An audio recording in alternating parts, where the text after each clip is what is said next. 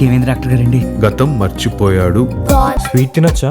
మొత్తం తినేయి. వద్దంటే వద్దులేండి అంకుల్. ఎవడ్రా నీకు? త్వరగా వాడి గతం గుర్తొచ్చేలా చేయండిరా.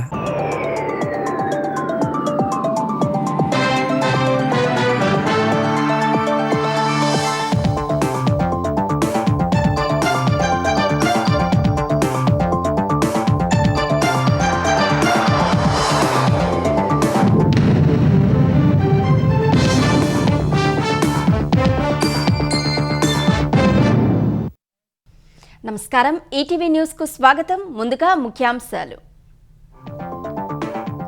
ఏపీలో 3 ఎకనామిక్ రీజియన్లపై చంద్రబాబు సమీక్ష.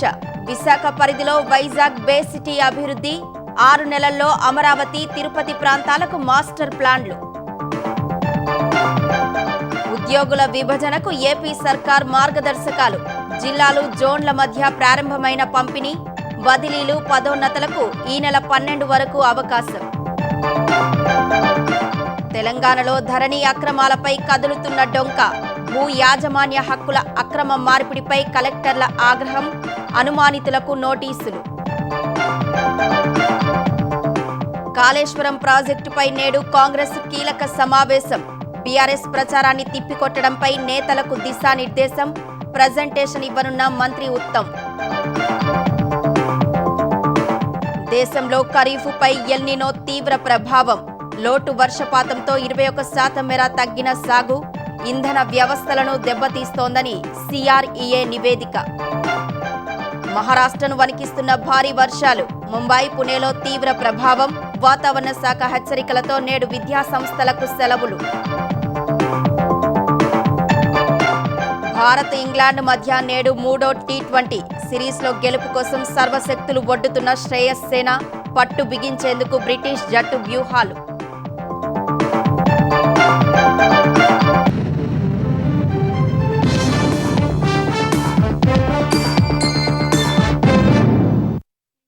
విశాఖ ఎకనామిక్ రీజియన్లోని 51.88 చదరపు కిలోమీటర్ల విస్తీర్ణంలో వైజాగ్ బే సిటీని అభివృద్ధి చేయాలని సీఎం చంద్రబాబు నిర్దేశించారు. పెట్టుబడులు పెట్టేలా ప్రముఖ సంస్థలను ఆహ్వానించాలని సూచించారు. 6 నెలల్లో అమరావతి, తిరుపతి ఎకనామిక్ రీజియన్ల మాస్టర్ ప్లాన్ సిద్ధం చేయాలని ఆదేశించారు.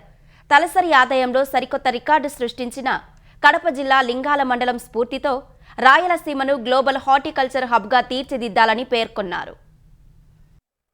ఆంధ్రప్రదేశ్లోని 3 ఎకనామిక్ రీజియన్లపై సీఎం ఉన్నత స్థాయి సమీక్ష నిర్వహించారు. విశాఖ, అమరావతి, తిరుపతి కేంద్రాలుగా 3 రీజియన్ల అభివృద్ధికి మార్గదర్శకాలను సూచించారు. తీర ప్రాంత పర్యాటకం, global business innovation ecosystem, global talent elite living అనే 3 పిల్లర్లపై వైజాగ్ బే సిటీ అభివృద్ధి చేయాలన్నారు.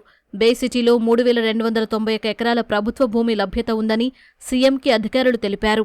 విశాఖ రీజియన్లో 49 ప్రాజెక్టులు రాగా 18 ప్రాజెక్టులు గ్రౌండ్ అయ్యాయన్నారు. త్వరలో మరో 12 గ్రౌండ్ కానున్నాయని తెలిపారు. మరో 19 ప్రాజెక్టులు ప్రణాళిక దశలో ఉన్నట్లు చెప్పారు. వచ్చే 3 నెలల్లో 1,00,000 చదరపు అడుగుల్లో ఇంటర్నేషనల్ కన్వెన్షన్ సెంటర్, హోటళ్లు, ఐటీ ప్రాజెక్టులు వచ్చేలా చూడాలని సీఎం నిర్దేశించారు. అరకు, పాడేరు, విశాఖను పర్యాటక సర్కిల్గా రూపొందించి ప్రత్యేక ఆకర్షణ తీసుకురావాలన్నారు. పోర్టులు, ఫిషింగ్ హార్బర్లతో విశాఖ ఎకనామిక్ రీజియన్ అభివృద్ధికి ఎంతో ఆస్కారం ఉందన్న సీఎం వెల్నెస్ సెంటర్లకు ప్రత్యేకంగా భూ కేటాయింపులు జరపాలన్నారు. పూర్వోదయ పథకం కింద 40,000 కోట్లు, ప్రైవేటు పెట్టుబడులతో మరో 60,000 కోట్లు ఉద్యానవన రంగానికి ఊతమిస్తాయన్నారు.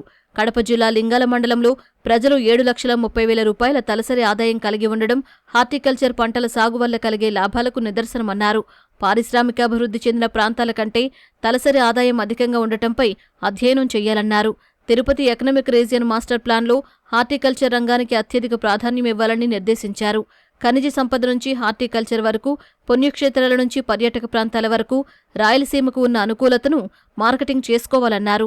తిరుపతి, శ్రీకాళహస్తి, శ్రీశైలం వంటి ఆధ్యాత్మిక ప్రదేశాలు, ఐఐటి వంటి విద్యా సంస్థలు, gold, iron ore, limestone వంటి ఖనిజ వనరులు రాయలసీమ అభివృద్ధికి దోహదపడతాయన్నారు.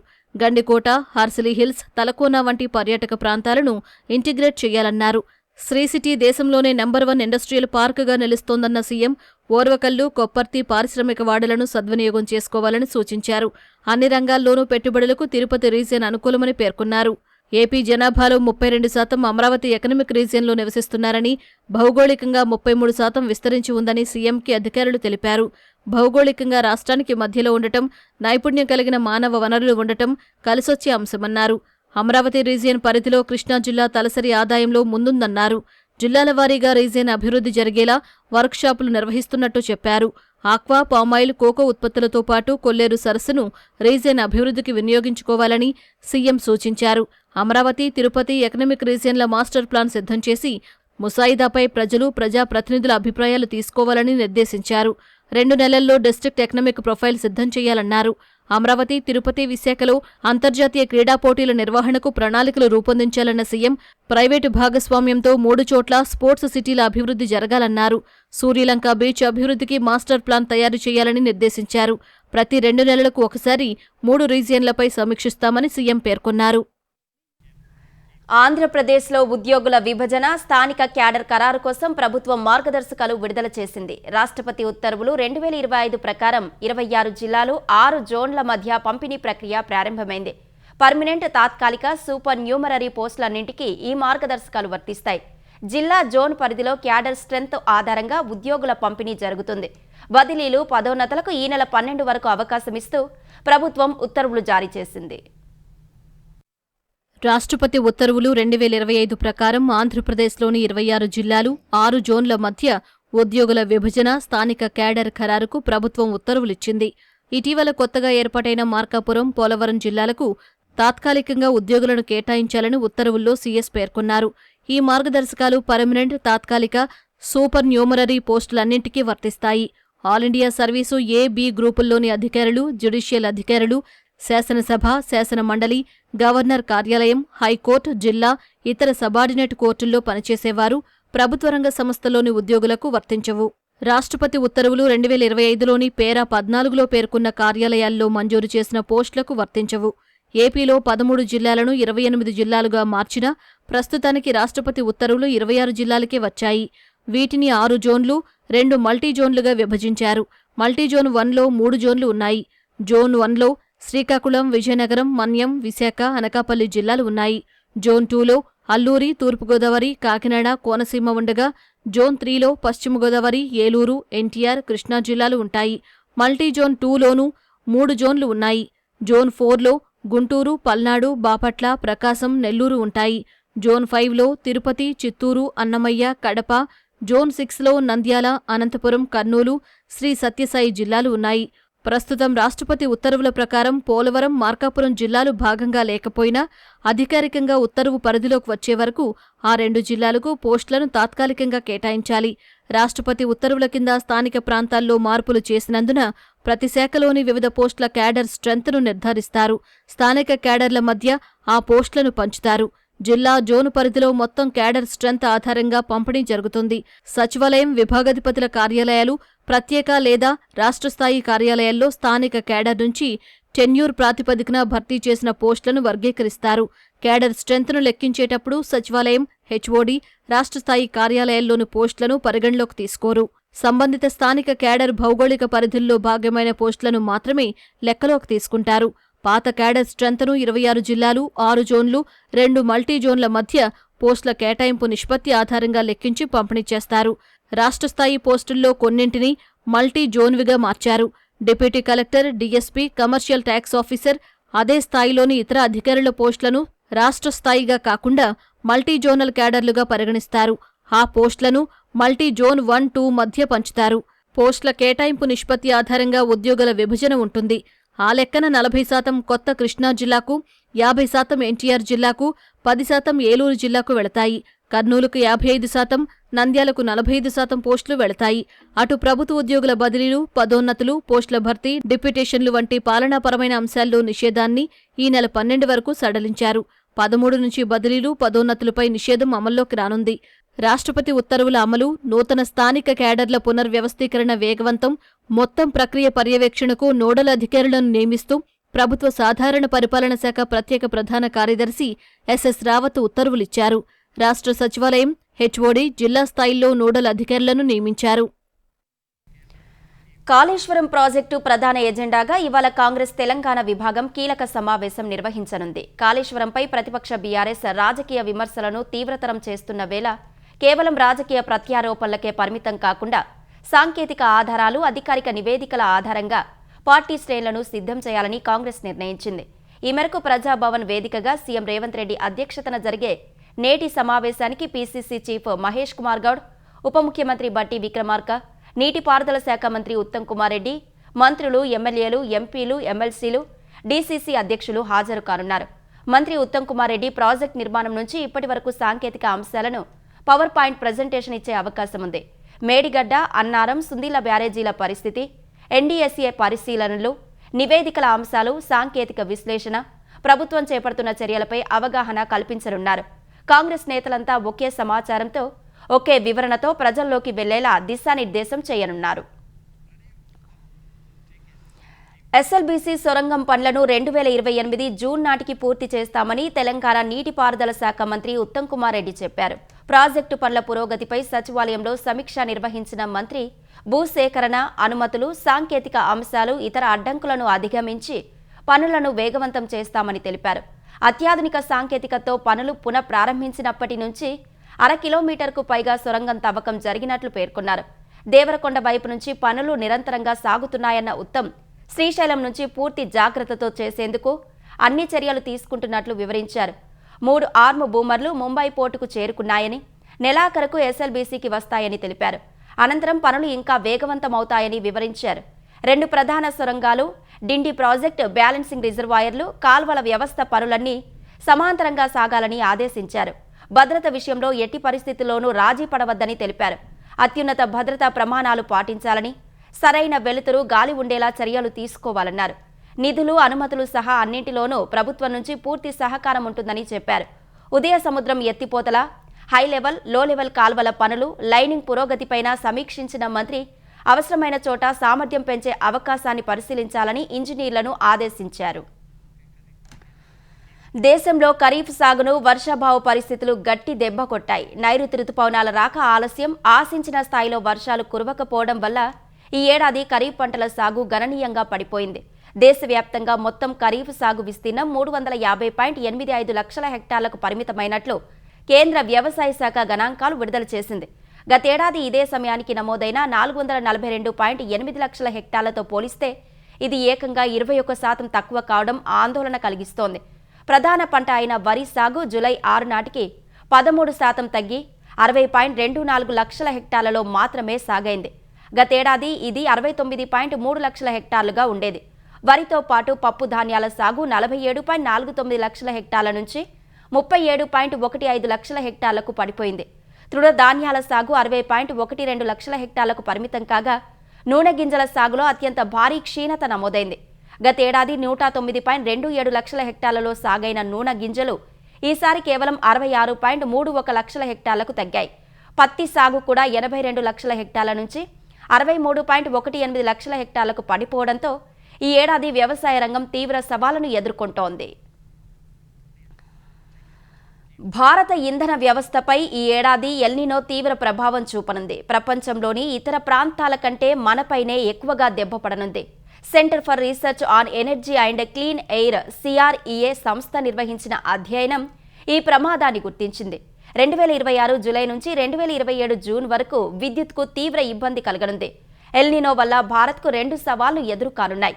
తగ్గుముఖం పడుతున్న వానలు, గాలులే కాకుండా టర్బైన్లు, హైడ్రో పవర్ ఉత్పత్తి కూడా తగ్గిపోనుంది. ఫలితంగా విద్యుత్ ఉత్పత్తి గణనీయంగా తగ్గనుంది. మరోవైపు వేడి వల్ల ఏసీల వినియోగం పెరిగి విద్యుత్కు భారీ డిమాండ్ ఏర్పడనుంది. దేశంలో కేవలం అదనపు విద్యుత్ డిమాండే 10 టెరావాట్లకు చేరుకొనుంది. ఇది ఢిల్లీలో 3 నెలలకు అవసరమైనంత విద్యుత్తుతో సమానం. పునరుత్పాదక వనరులతో కోల్పోయిన ఉత్పత్తి, పెరిగిన డిమాండ్ను పరిగణలోకి తీసుకుంటే భారత్లో 18 టెరావాట్ల అంతరం ఉంది. భారీ వర్షాలు, కొండచర్యలు విరిగిపడడంతో మహారాష్ట్రలోని ముంబై, పుణే నగరాలు అతలాకుతలమయ్యాయి. పుణేలో 2 వేర్వేరు ఘటనల్లో కొండచర్యలు విరిగిపడి 4 ప్రాణాలు కోల్పోయారు. మరో 2 వరదల్లో కొట్టుకుపోయారు. వరద ప్రభావిత ప్రాంతాల నుంచి 568 మందిని సహాయ బృందాలు సురక్షిత ప్రాంతాలకు తరలించాయి. పుణే వ్యాప్తంగా 22 చోట్ల కొండచర్యలు విరిగిపడి రవాణా వ్యవస్థ స్తంభించింది. భారీ వర్షాల నేపథ్యంలో ఇవాళ పుణేలోని పాఠశాలలకు సెలవు ప్రకటించారు. మరోవైపు కర్జాత్ లోనావాలా ఘాట్ సెక్షన్లో 24 గంటల్లో ఏకంగా 600 మిల్లీమీటర్ల రికార్డు స్థాయి వర్షపాతంతో ముంబై పుణే మధ్య రైలు సేవలు పూర్తిగా నిలిచిపోయాయి. అనేక చోట్ల పట్టాలు దెబ్బతినగా వందలాది మంది కార్మికులతో యుద్ధ ప్రాతిపాదికన పునరుద్ధరణ పనులు జరుగుతున్నాయి. ముంబై పుణే ఎక్స్ప్రెస్లోని మిస్సింగ్ లింక్ టన్నెల్ 2 వద్ద కొండచర్యలు విరిగిపడి 18 గంటలు మూతపడ్డ రహదారిని రాత్రి పునరుద్ధరించారు. ఇటు ముంబైకి వాతావరణ శాఖ ఆరెంజ్ అలర్ట్ జారీ చేసింది. విద్యార్థుల భద్రత దృష్ట్యా ఇవాళ ముంబైలోని అన్ని విద్యాసంస్థలకు ప్రభుత్వం సెలవు ప్రకటించింది. అత్యవసరమైతే తప్ప ప్రజలు ఇళ్ల నుంచి బయటకు రావద్దని అధికారులు సూచించారు. ధరణి పోర్టల్లోని సాంకేతిక లోసుగులను ఆసరాగా చేసుకుని జరిగిన భూదోపిడిపై విచారణ బృందం క్షేత్రస్థాయిలో తనిఖీలను ముమ్మరం చేసింది. తెలంగాణలో దాదాపు 10,000 ఎకరాలకు పైగా భూముల యాజమాన్య హక్కులను మార్చేసినట్లు ఇప్పటికే గుర్తించగా ఈ అక్రమాల వెనుక ఉన్న పాత్రదారులు, సూత్రధారులను గుర్తిస్తున్నారు. సంగారెడ్డి, సిద్దిపేట, మల్కాజ్గిరి, రంగారెడ్డి, భూపాలపల్లి జిల్లాలో ఇప్పటికే పలువురిని గుర్తించారు. తహసీల్దార్లు, నాయబ్ తహసీల్దార్లు ధరణి ఆపరేటర్లను ప్రశ్నించి అనుమానాలు బలపడిన చోట సంజాయిషీ నోటీసులు జారీ చేస్తున్నారు. కొన్ని జిల్లాలో మాజీ రెవెన్యూ ఉద్యోగులు, కొందరు దళారుల ప్రమేయం వెలుగు చూసినట్లు తెలుస్తోంది. కొన్ని జిల్లాలో భూ యజమానులకు తెలియకుండానే భూములు ఇతరుల పేర్లపైకి మారడం క్షేత్రస్థాయిలో కలకలం సృష్టిస్తోంది. కొందరు మాజీ ధరణి ఆపరేటర్లు ఈ అక్రమంలో సాయం అందించినట్లు తెలుస్తోంది. అయితే రెవెన్యూ, రిజిస్ట్రేషన్ల శాఖ, cyber crime, information technology, NIC విభాగాలతో ఏర్పడిన విచారణ బృందం అక్రమార్కుల గుట్టు వెలికితీస్తోంది. అక్రమాల కోసం పోర్టల్ తెరవడానికి ఉపయోగించిన డిజిటల్ లాగిన్లు, అక్రమ లావాదేవీల ఫుట్ ప్రింట్స్ను సైబర్ నిపుణులు పరిశీలిస్తున్నట్టు తెలుస్తోంది. తెలంగాణలో ఎస్ఐఆర్ ప్రక్రియలో భాగంగా ఎన్యూమరేషన్ ఫారాల పంపిణీ నేటితో పూర్తి చేయాలని కలెక్టర్లను రాష్ట్ర ప్రధాన ఎన్నికల అధికారి సుదర్శన్ రెడ్డి ఆదేశించారు.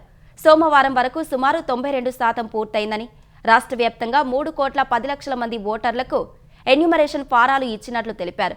ఎస్ఐఆర్ ప్రక్రియపై జిల్లా కలెక్టర్లతో వీడియో కాన్ఫరెన్స్ నిర్వహించిన సుదర్శన్ రెడ్డి జోగులాంబ, నిర్మల్ జిల్లాలో ఎన్యూమరేషన్ ఫారాల పంపిణీ పూర్తయిందని, హైదరాబాద్, మేడ్చల్, మల్కాజిగిరి జిల్లాలో 75% కూడా కాలేదని వివరించారు. ఈ అంశంపై కలెక్టర్లు ప్రత్యేక శ్రద్ధ చూపాలని ఆదేశించారు. హైదరాబాద్లో 16 హెల్ప్ డెస్క్లు ఉన్నాయని, అవసరమైతే మరిన్ని ఏర్పాటు చేయాలన్నారు. ఫారాలు నింపడంలో BLOలు, సూపర్వైజర్లు ఓటర్లకు సహకరించాలని స్పష్టం చేశారు. వారికి అవసరమైతే మరోసారి శిక్షణ ఇవ్వాలని కలెక్టర్లకు CEO సూచించారు. EROలు, AEROలు క్షేత్రస్థాయిలో పర్యటించాలని తెలిపారు. ఓటర్లు నింపిన ఎన్యూమరేషన్ ఫారాలను వేగంగా డిజిటలైజేషన్ చేయాలని చెప్పారు. పోలింగ్ కేంద్రాల రేషనలైజేషన్ ప్రక్రియ కూడా చేపట్టాలన్న CEO ఒక కుటుంబానికి చెందిన ఓటర్లందరూ ఒకే పోలింగ్ కేంద్రంలో ఉండేలా చూడాలని సూచించారు. తెలంగాణ ఇంటర్ బోర్డు సైన్స్ విద్యార్థులకు ప్రాక్టికల్ పరీక్షలను క్రమబద్ధంగా, పారదర్శకంగా నిర్వహించేందుకు మార్గదర్శకాలను విడుదల చేసింది. ప్రథమ, ద్వితీయ సంవత్సరం విద్యార్థులకు వేర్వేరుగా 15 మార్కుల చొప్పున ప్రాక్టికల్స్ నిర్వహించనున్నట్టు గతంలోనే బోర్డు ప్రకటించింది. ఇకపై సైన్స్ ప్రాక్టికల్ పరీక్షలను ఎక్స్టర్నల్ ఇన్విజిలేటర్ల ఆధ్వర్యంలో నిర్వహించనున్నట్టు ప్రకటించింది. తద్వారా ప్రాక్టికల్ పరీక్షల నిర్వహణలో మరింత పారదర్శకత, నాణ్యత పెరుగుతుందని అభిప్రాయపడింది.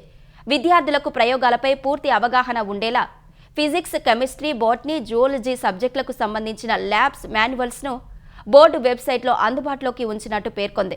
వీటిలో ప్రయోగాల వివరాలు, నమూనా ప్రశ్నలు, నెలవారీ బోధన ప్రణాళికలను పొందుపరిచినట్టు ప్రకటించింది. అన్ని జూనియర్ కళాశాల ప్రిన్సిపాల్లు వార్షిక విద్యా ప్రణాళిక ప్రకారం ప్రాక్టికల్ తరగతులు తప్పనిసరిగా నిర్వహించాలని, విద్యార్థులతో అన్ని ప్రయోగాలు పూర్తి చేయించాలని బోర్డు ఆదేశించింది.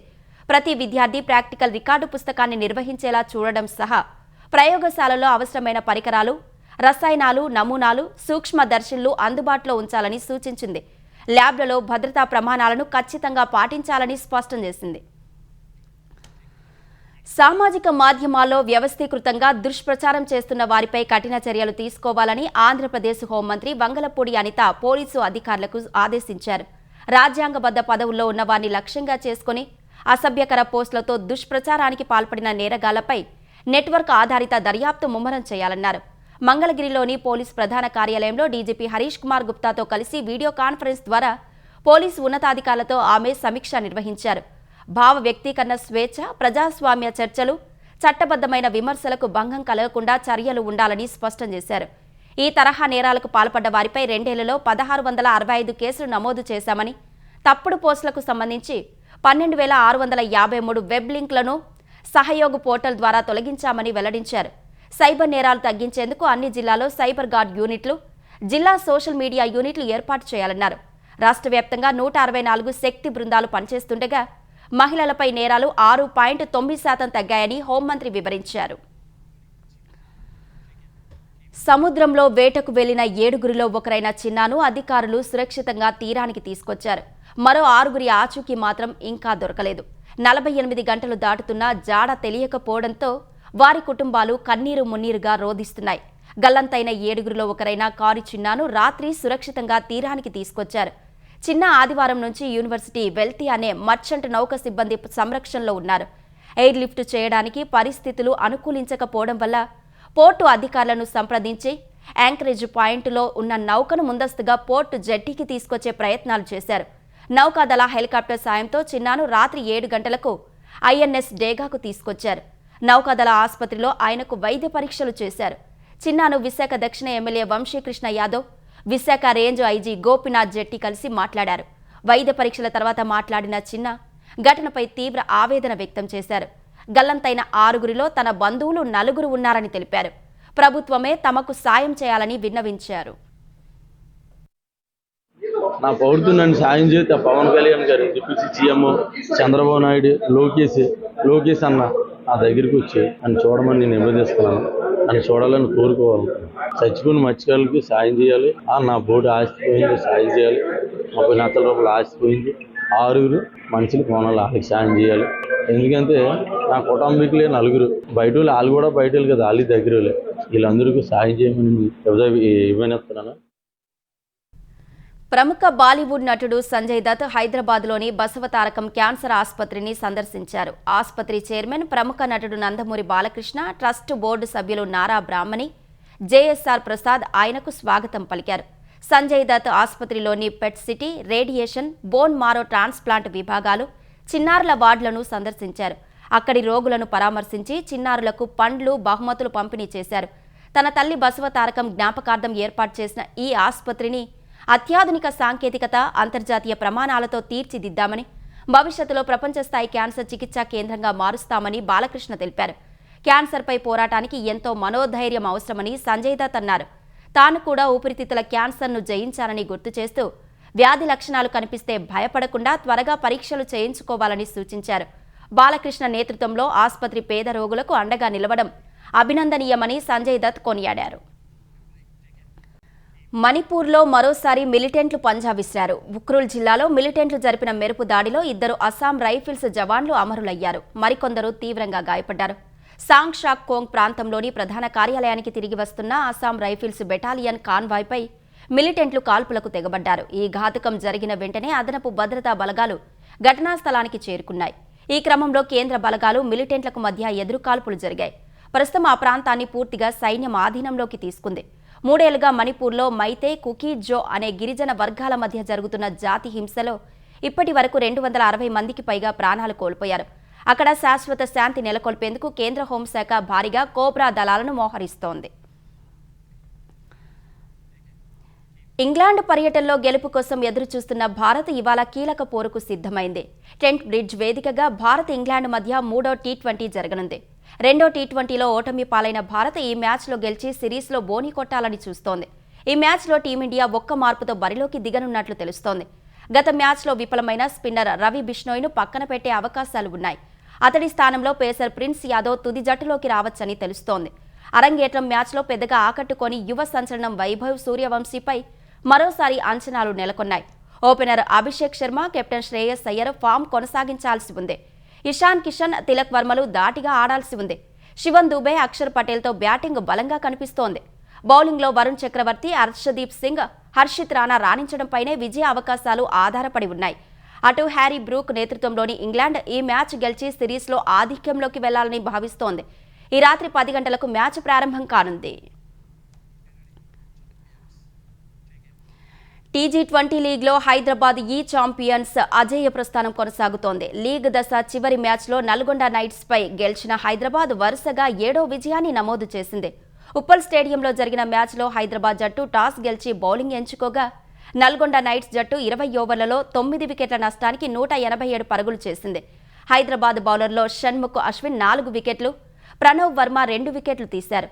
188 పరుగుల లక్ష్యంతో బరిలోకి దిగిన హైదరాబాద్ జట్టులో కీలక బ్యాటర్లు అద్భుతంగా రాణించారు.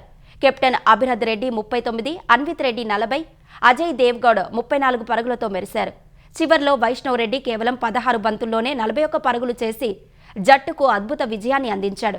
మ్యాచ్ను మలుపు తిప్పిన వైష్ణవ్ రెడ్డికి super striker, game changer, super sixes of the match అవార్డులు దక్కగా అన్విత్ రెడ్డికి సూపర్ ఫోర్స్ అవార్డు, 4 వికెట్లతో రాణించిన షణ్ముఖ్ అశ్విన్కు player of the match award లభించింది.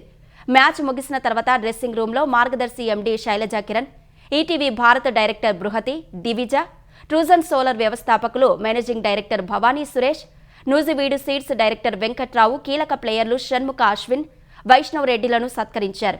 లీగ్ దశను అజేయంగా ముగించిన హైదరాబాద్ ఈ ఛాంపియన్స్ గురువారం జరిగే క్వాలిఫైయర్ 1లో ఖమ్మం ఏసెస్తో తలపడనుంది. ఈటీవీ విన్ గుర్తుకొస్తున్నాయి ఒక వింత సామాన్య లోకంలో జరిగే అద్భుతమైన నవ్వుల ప్రయాణంతో రూపొందిన అత్యంత చిన్నగా చేసిన అతి భారీ సిరీస్ మీ ఈటీవీ విన్ లో విజయవంతంగా స్ట్రీమింగ్ అవుతోంది.